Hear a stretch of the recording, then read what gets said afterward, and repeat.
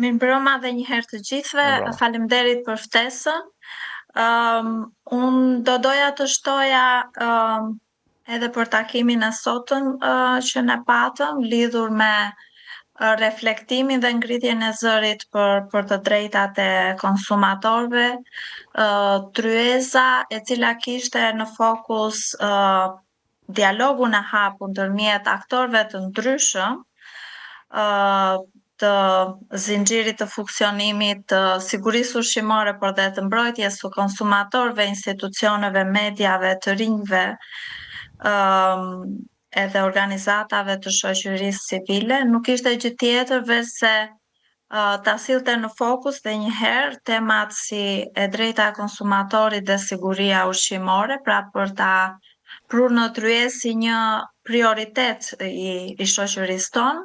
dhe për të nxitur transparencën ndërmjet aktorëve dhe për të rritur besimin tek konsumatorët.